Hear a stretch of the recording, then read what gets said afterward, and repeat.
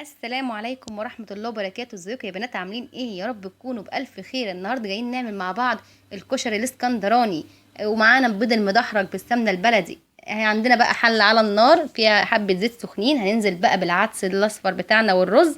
انا كنت غسلاهم وسايباهم يتصفوا براحتهم. مقداره ايه؟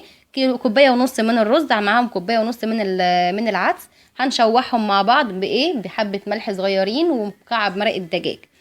هديها تشويحه كده، وبعد كده هيكون الزيت بتاعنا بتاع البطاطس سخن. هننزل بالبطاطس. انا بتنيش اقلبها يا جماعه. انا بسيبها لحد ما تتشمع براحتها خالص، وبعد كده اديها تقليبه واحده واسيبها لحد ما تتحمر بطلعها.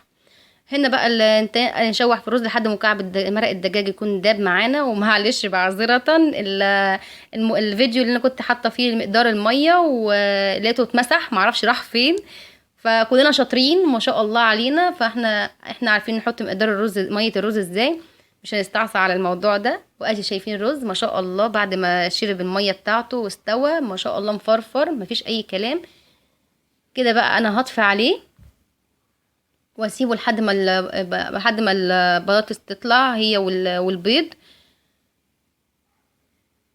كده هطلع بقى البطاطس ما شاء الله هي استوت خالص اهي واتحمرت وطالعه مقرمشه خشاف ما شاء الله. بص في السوق يا جماعه الايام دي طعمها جميل جدا ومرمله وبتاخد سوا في قلب التحمير وما بتتحروقش ما شاء الله، جميله جدا جدا جدا. كده بقى خلصنا وشلنا المقلة بتاعتنا، وكده جبنا بقى في اي طبق، اي صينية، اي مقلة عندك حتة سمنة بلدي وندحرج فيه البيض. انا ممكن اعملها بحاله مصحح زي ما هو كده، بس انا مش بحبه كده. انا بحبه ان انصصه، بيشرب اكتر من السمنة البلدي وبيشرب من الملح والفلفل الاسمر اللي هنحطه عليه. وفي اللحظة دي اللي ما اشتركش في القناة ينزل بسرعة يشترك عشان يوصل له كل جديد. وما تنسيش التعليقات واللايكات الكتير يا جماعه اللي بتديني حافز ده حلو قوي ان انا استمر معاكم. وكده بقى هنسيب البيض بتاعنا ان هو يتحمر ما شاء الله.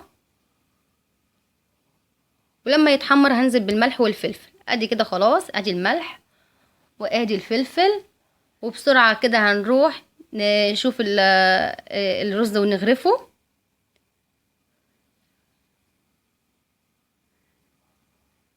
انا بقلبه عشان بس يشرب من الملح والفلفل. كده نروح نغرف بقى الرز. وبكده نكون خلصنا الفيديو بتاعنا، واشوفكم على خير في فيديو كتير جديد، والى اللقاء. باي.